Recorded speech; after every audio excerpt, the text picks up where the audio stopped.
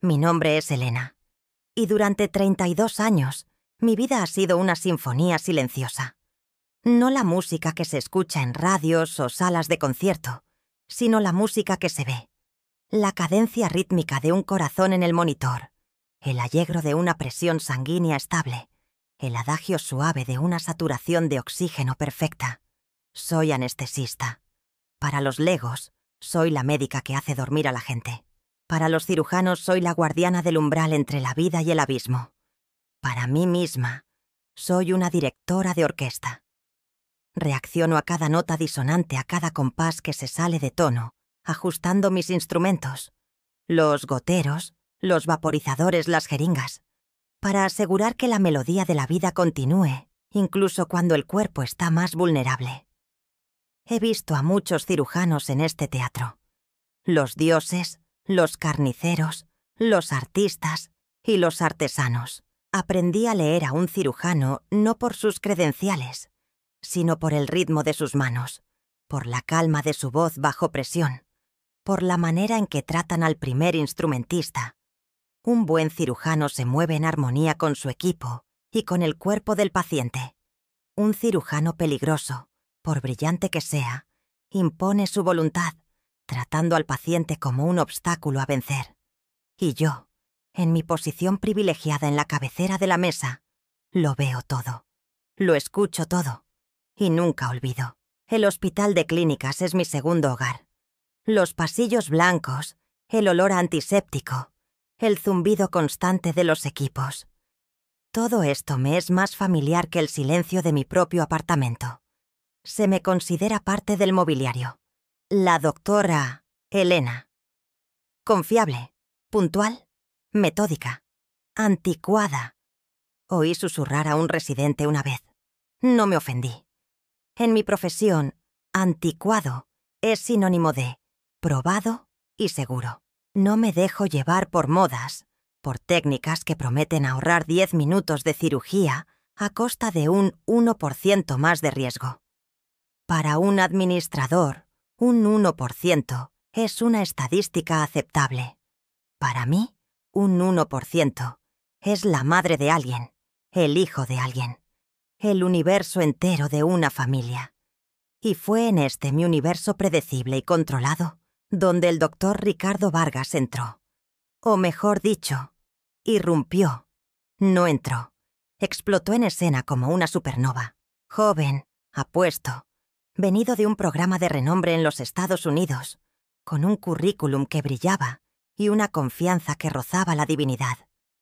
Era la nueva contratación estrella del hospital, el futuro de la cirugía cardiotorácica. La administración lo idolatraba, la prensa lo amaba, los residentes lo seguían como discípulos, y yo, desde el primer día, sentí una nota disonante en su melodía. Era rápido, aterradoramente rápido. Sus cirugías eran espectáculos de eficiencia. Donde otros tardaban 4 horas, él tardaba 2 y media. Usaba técnicas innovadoras, instrumentos que apenas habían sido aprobados y un enfoque agresivo que dejaba poco espacio para la delicadeza. La junta directiva veía los números. Menor tiempo en quirófano, mayor rotación de camas, más ganancias. Los pacientes veían los resultados. Cicatrices más pequeñas, tiempo de recuperación más rápido. Todos lo aplaudían. Pero yo, en mi puesto, veía lo que nadie más veía. Yo veía el precio de esa velocidad. El conflicto era inevitable. Y llegó una mañana de martes, en la reunión preoperatoria del caso de un señor llamado Alfonso, un abuelo que necesitaba un reemplazo de válvula aórtica. Un caso complejo, con comorbilidades. Presenté mi plan anestésico, detallado, cauteloso, previendo una inducción lenta para proteger su corazón ya fragilizado. El doctor Vargas hojeaba el historial con hastío. «Doctora Elena», dijo con la voz lo suficientemente alta para que todos en la sala escucharan. «Con todo respeto, no tenemos todo el día. El plan del señor Alfonso es un procedimiento estándar. No necesitamos tanta ceremonia. Una inducción rápida, cortamos. Reemplazamos, cerramos. Estará en recuperación en 2 horas. Podemos acelerar esto. Sentí el calor subir a mi rostro. La sala estaba llena de residentes y enfermeros, todos mirándome. Era un desafío directo a mi autoridad, y peor aún, a la seguridad del paciente. «Doctor Vargas», respondí, la voz firme. La edad y la condición cardíaca previa del paciente exigen un enfoque más conservador. Una inducción rápida puede causar una caída de presión que... Me interrumpió con una risa condescendiente. «Doctora, aprecio su... vasta experiencia. Pero la medicina ha evolucionado. Ya no estamos en los años 90. Su trabajo es simple. Asegurar que duerman y despierten. Deje la innovación y la eficiencia para mí. Solo presione el botón del gas a tiempo, ¿de acuerdo?» El silencio en la sala fue pesado, humillante. «Presione el botón del gas», me redujo a una operadora de máquina. Los residentes miraron al suelo, avergonzados. Me sentí desnuda, expuesta, mi experiencia de 3 décadas convertida en polvo por la arrogancia de un hombre que tenía la mitad de mi edad. No discutí, solo asentí con la mandíbula apretada. «Como desee, doctor». En ese momento, él no era solo un colega, era un peligro. La cirugía del señor Alfonso tuvo lugar esa tarde. Seguí su protocolo, en contra de mi buen juicio. La inducción fue rápida. Y como había previsto, la presión del paciente se desplomó. Durante 30 segundos, que parecieron una eternidad, luchamos por estabilizarlo. Vargas maldijo, culpando a la fragilidad inesperada del paciente. No dije nada, solo hice mi trabajo, corrigiendo su error con mis medicamentos, mi experiencia. El paciente se estabilizó. La cirugía continuó. Vargas, rápido como siempre, terminó en tiempo récord. En recuperación, el señor Alfonso tardó más en despertar. Se quedó un día más en la UCI. Nada que generara un informe oficial, pero yo lo sabía. Habíamos rozado el abismo. Fue esa noche cuando todo comenzó. En casa, no podía dormir. La humillación de la mañana, la arrogancia en la sala de cirugía, el bip desesperado del monitor de presión. Todo se repetía en mi mente. Aquello no era innovación. Era ruleta rusa con la vida de alguien. Y fue entonces cuando hice algo que no hacía en 20 años. Tomé un cuaderno de tapa negra, del tipo que usaba en mi residencia, y un bolígrafo. En la primera página, escribí la fecha y el nombre. Alfonso Ribeiro. Procedimiento. Reemplazo de válvula aórtica. Cirujano. Doctor Ricardo Vargas. Y abajo comencé a detallar todo. La discusión en la reunión. La presión para acelerar. La caída abrupta de la presión arterial en la inducción. El tiempo de recuperación prolongado. No sabía lo que estaba haciendo. No era una denuncia. No era una investigación. Era un testimonio. Un registro silencioso. Me sentí tonta, una anciana paranoica con sus notas, pero algo dentro de mí, el mismo instinto que me hace buscar el frasco de efedrina, incluso antes de que suene la alarma del monitor, me decía que aquello era importante. Que la sinfonía del doctor Vargas estaba peligrosamente desafinada y que quizás, solo quizás, yo era la única que realmente estaba escuchando la música. Guardé el cuaderno en el cajón más profundo de mi escritorio. Un secreto nacido de la humillación. No tenía idea de que aquel cuaderno se convertiría en mi obsesión, mi cruz, y al final, la única arma que tendría contra un dios con pies de barro. La primera nota de mi propia y terrible sinfonía acababa de ser escrita. Las semanas que siguieron a la cirugía del señor Alfonso transformaron al doctor Ricardo Vargas de una promesa a una leyenda. Su nombre resonaba en los pasillos como sinónimo de milagro. Cirugías complejas se completaban en tiempos que desafiaban la lógica, y los informes de alta parecían validar su audacia. Para la administración, era una máquina de hacer dinero y reputación. Para los pacientes, era la respuesta a sus plegarias. Para mí, era el tic-tac de una bomba de tiempo. Y mi cuaderno negro, escondido en el fondo de mi cajón, se volvía cada vez más pesado. En cada cirugía, el patrón se repetía con una consistencia aterradora. Una atleta joven, sana, para una simple corrección de septo auricular. Vargas operó con una velocidad vertiginosa. En el monitor, lo vi. Un flutter auricular transitorio, una arritmia breve, pero anormal, en el momento de mayor manipulación cardíaca. Duró solo unos segundos. Insignificante para cualquiera que no lo estuviera buscando.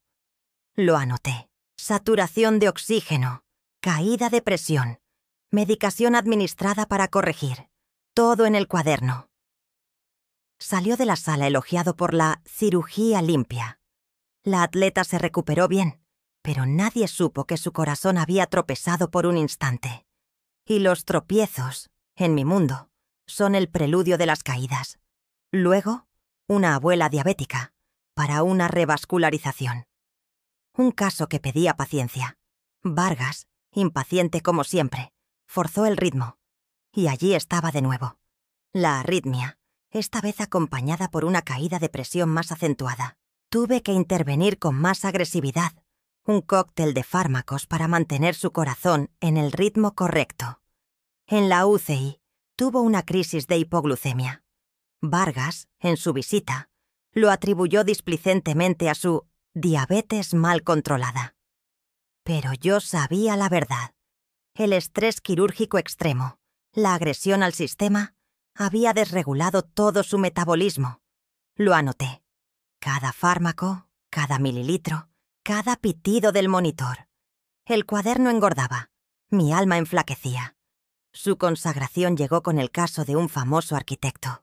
Una cirugía a corazón abierto triplemente compleja que a la mayoría le llevaría 6 horas completar. Vargas la hizo en 3 horas y 40 minutos. Fue noticia. Una revista médica publicó un artículo sobre su técnica revolucionaria. Lo que el artículo no mencionaba era que para mantener al paciente vivo bajo ese ritmo brutal, tuve que usar casi el doble de la dosis de vasopresores, luchar contra una acidosis metabólica y prácticamente hacer malabares con la química de su sangre. Yo lo salvé, no del bisturí, sino de la velocidad. En la sala de recuperación, felicitaron a Vargas. Me estrechó la mano, un gesto para las cámaras que filmaban desde fuera, y dijo: «Gran trabajo, Elena, una anestesia tranquila». «Tranquila». Quise gritar. Quise mostrarles las anotaciones, los gráficos, la prueba de que aquello no era genialidad, era brutalidad con un barniz de éxito. Pero guardé silencio. Y lo escribí todo en mi cuaderno. El punto de inflexión, el momento en que mi preocupación silenciosa se transformó en alarma, fue con el señor Ferreira. Un hombre de mediana edad, dueño de una librería, con un humor amable y ojos que sonreían. Necesitaba un doble bypass coronario. Era un caso estándar, pero estaba ansioso. Hablé con él antes, como siempre hago. Le hablé de mi música, de cómo estaría escuchando la melodía de su corazón a cada segundo. Él sonrió y dijo: «Entonces estaré en buenas manos, directora de orquesta». Aquello me conmovió. En la cirugía, el patrón de Vargas fue aún más agresivo. La inestabilidad fue la peor que había visto. Su presión arterial osciló peligrosamente, y por un momento pensé que lo perderíamos. Logré estabilizarlo, pero fue una batalla. Vargas, como siempre, terminó rápido y salió de la sala como un héroe. Pero 3 días después, los riñones del señor Ferreira comenzaron a fallar. Insuficiencia renal aguda. La justificación oficial fue una reacción idiosincrásica o una complicación de su condición previa.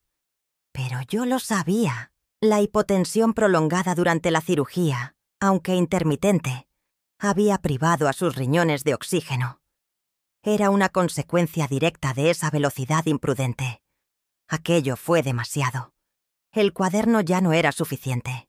Necesitaba hablar.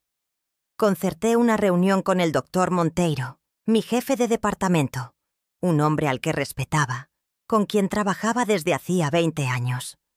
Me senté en su despacho, mi cuaderno negro en la mano, sintiéndome como una estudiante que va a delatar a un compañero. Con voz tranquila le presenté mis temores.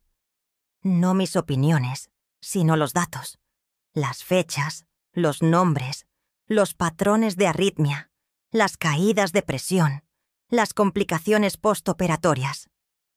Monteiro me escuchó en silencio, con los dedos entrelazados sobre el escritorio. Cuando terminé, suspiró.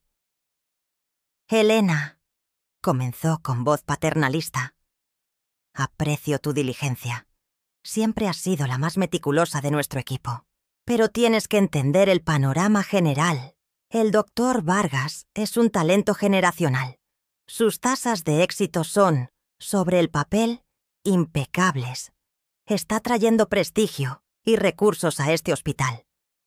Lo que me estás mostrando son correlaciones, no causalidades. Cualquier abogado diría que son complicaciones dentro del margen de riesgo. Pero el patrón es claro, insistí, mi voz temblando un poco. Está llevando a los pacientes al límite. Es cuestión de tiempo hasta que uno de ellos no regrese. Se levantó y fue hacia la ventana. «Helena, estás arriesgando tu reputación. Dirán que es envidia. Dirán que eres de la vieja guardia, resistente a la innovación. Vargas es el futuro. No agites las aguas. Sigue haciendo tu excelente trabajo. Sigue siendo nuestra red de seguridad. Pero deja esto atrás, por el bien del hospital y por el tuyo». Salí de su despacho con la sangre helada. El mensaje era claro. Cállate. El sistema lo estaba protegiendo. La reputación del hospital, las ganancias, el prestigio, todo eso era más importante que la verdad silenciosa que mis monitores me gritaban todos los días. Estaba sola. Más que sola. Me estaban viendo como el problema. La vieja gruñona que no podía seguir el ritmo del progreso. Mi dedicación era ahora mi paranoia, mi experiencia, mi carga. Esa noche, en mi despacho, extendí los cuadernos sobre la mesa. Eran 3, ahora, llenos de números, gráficos y notas. La prueba de mi cordura y de la locura de todos los demás. Miré aquellos registros y sentí el peso abrumador de la responsabilidad. ¿Qué hacía con eso? ¿Lo enterraba, como sugirió Monteiro, y me volvía cómplice de cada futuro casi accidente? ¿O continuaba, sabiendo que la próxima voz que intentara alertar podría ser la que exigiera mi renuncia? El silencio nunca me pareció tan ensordecedor. Si esta parte de mi confesión resuena en ti, si alguna vez te has sentido solo con una verdad que nadie más quería escuchar, te invito a continuar este viaje conmigo. Suscríbete a Confesiones de Bata Blanca para no perderte lo que sucede cuando una voz silenciosa decide que ya no puede callar. Dale a me gusta si crees que el coraje silencioso es la forma más profunda de fuerza. Y deja un comentario. ¿Qué harías en mi lugar? ¿Elegirías el silencio para protegerte o lo arriesgarías todo por la tormenta de la verdad? No tenía una respuesta, solo el cansancio y el miedo. Pero el universo tiene una forma cruel de forzar una decisión, y la mía llegó a la mañana siguiente, a través de un correo electrónico interno que hizo que mi corazón se detuviera. El hospital anunciaba con gran orgullo su próxima cirugía de alto perfil, que sería transmitida en vivo a una conferencia internacional. Una corrección compleja de un aneurisma de aorta. Un procedimiento donde el margen de error era 0. El paciente, el senador Amaral, uno de los hombres más poderosos del país. El cirujano, por supuesto, era el doctor Ricardo Vargas. Y la anestesista designada para el equipo de estrellas, como lo llamaba el correo, era yo. Miré mis cuadernos, miré el correo. El tiempo para las anotaciones silenciosas había terminado. La bomba de tiempo estaba sobre mi mesa de operaciones, y el tic-tac se hacía cada vez más fuerte. La semana previa a la cirugía del senador Amaral fue la más larga de mi vida. El hospital se convirtió en un hervidero de actividad. El equipo de relaciones públicas planeaba ruedas de prensa. La seguridad reforzaba los accesos. Y el nombre del doctor Vargas se pronunciaba con una reverencia casi religiosa. Él estaba en su elemento, dando entrevistas, exhibiendo su confianza inquebrantable ante las cámaras. Y yo, en medio de ese circo, me sentía como la única persona cuerda en un manicomio. Mis cuadernos, ahora una pila de 4 volúmenes, yacían en mi maletín. Los llevaba conmigo a todas partes, como una carga física que reflejaba mi carga emocional. Sabía que no podía permitir que esa cirugía ocurriera bajo las mismas condiciones. Intentarlo de nuevo con el doctor Monteiro sería inútil. Solo había una persona a la que tenía que confrontar. La víspera de la cirugía, encontré al doctor Vargas en la sala de descanso de los cirujanos, tomando un café y riendo con un grupo de residentes. Esperé a que se quedara solo. Me acerqué con el corazón martilleando contra mis costillas, una sensación a la que no estaba acostumbrada. «Ricardo», le dije, usando su primer nombre por primera vez. Se giró, la sonrisa desvaneciéndose ligeramente al verme. «Elena, ¿ansiosa por nuestro gran día de mañana?» Su voz goteaba sarcasmo. «Estoy preocupada», dije directa. «Estoy preocupada por tu método. La velocidad está ejerciendo una tensión indebida en el sistema cardiovascular de los pacientes. He observado un patrón consistente de inestabilidad que...» Levantó una mano, interrumpiéndome. Su sonrisa desapareció por completo. «Escúchame con atención, Elena», dijo, con voz baja y amenazante. «No sé a qué juego estás jugando. Si es envidia, si es tu edad que te está alcanzando, no me interesa. Mañana vamos a hacer historia, y tú vas a hacer tu trabajo en silencio. Si oigo un pío tuyo sobre patrones o preocupaciones a cualquier persona, yo personalmente me aseguraré de que tu vasta experiencia sea relegada a cirugías de apendicitis en el turno de noche hasta tu jubilación. ¿He sido claro?» Lo miré, a ese rostro apuesto y joven, torcido en una máscara de arrogancia y desprecio. Y en ese momento, mi miedo desapareció. Fue reemplazado por una claridad fría. No estaba tratando con un colega. Estaba tratando con un hombre que pondría su ego por encima de la vida de un paciente. «Cristalinamente claro, doctor», respondí. Me di la vuelta y me fui. La guerra estaba declarada, y el campo de batalla sería el quirófano número 3. Al día siguiente, la atmósfera en la sala de operaciones era eléctrica. Había más gente de lo habitual, observadores, jefes de departamento. La música elegida por Vargas, un rock clásico pretencioso, sonaba en los altavoces. Ignoré todo. Mi enfoque estaba en mis monitores, en mi música. El senador Amaral estaba en la mesa. Un hombre cuya vida influía en el destino de millones. Pero para mí, era solo la melodía que tenía que proteger. La inducción fue suave. Insistí en mi protocolo. Y con tantos ojos importantes observando, Vargas no discutió. La primera parte de la cirugía transcurrió sin problemas. Vargas estaba en su mejor momento. Un ballet de acero y suturas. Rápido, preciso, deslumbrante. Por un momento, una duda terrible me asaltó. ¿Y si estaba equivocada? ¿Y si todo no era más que mi paranoia? Fue entonces cuando llegó a la parte más crítica del aneurisma, el momento de mayor estrés hemodinámico. Y fue ahí que ocurrió. La nota disonante, la misma que había visto tantas veces, una arritmia súbita. Pero esta vez no fue transitoria. El corazón del senador, bajo esa presión implacable, fibriló. El ritmo sinusal desapareció de mi monitor, reemplazado por un caos anárquico. La presión arterial 0.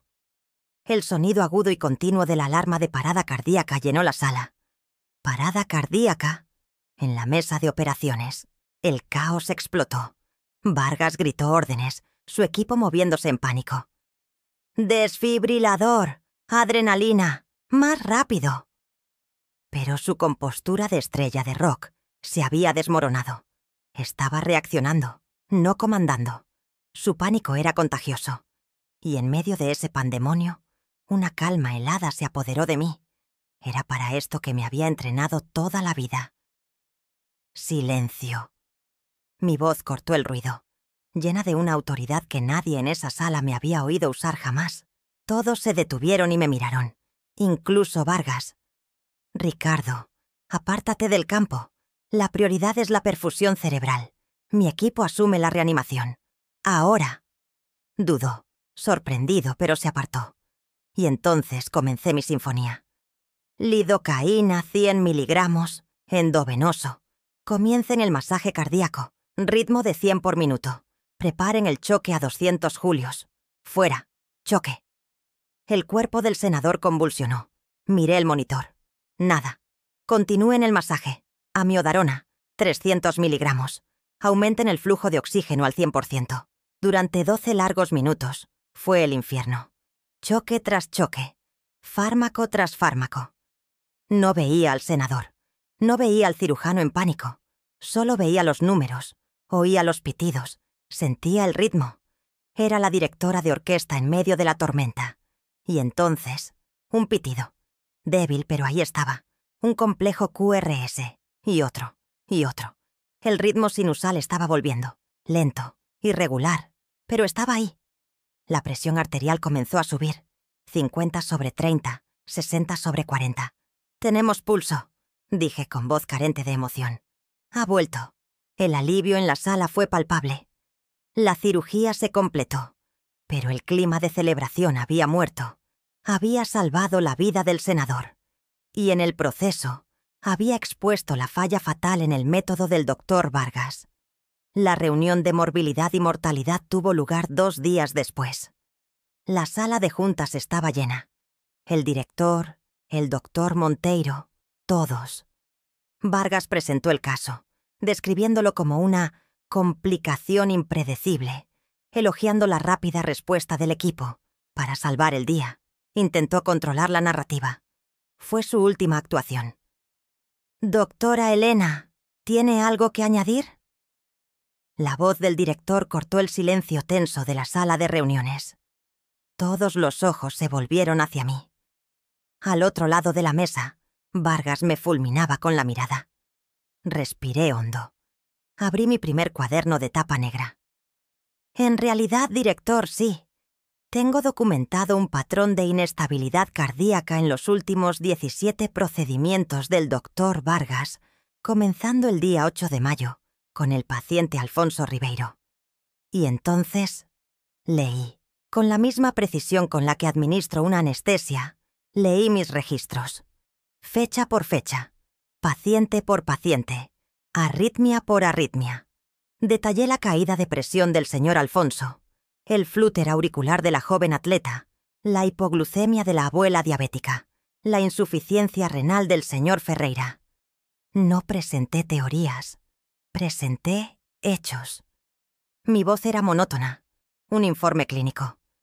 Pero la historia que contaba era la de una arrogancia que casi costó la vida de un hombre y que había comprometido la seguridad de muchos otros. Cuando terminé, con el relato de la parada cardíaca del senador Amaral, el silencio en la sala era absoluto. El doctor Monteiro, mi jefe que me había mandado callar, no podía mirarme. El director tenía el rostro pálido y Ricardo Vargas estaba destruido. No había defensa contra los datos. Su genialidad era un fraude, y su innovación era solo un nombre bonito para la negligencia. Mi dignidad no fue restaurada con un grito de victoria. Fue restaurada en el silencio que siguió a la verdad. Vargas fue suspendido el mismo día, y más tarde, silenciosamente, despedido.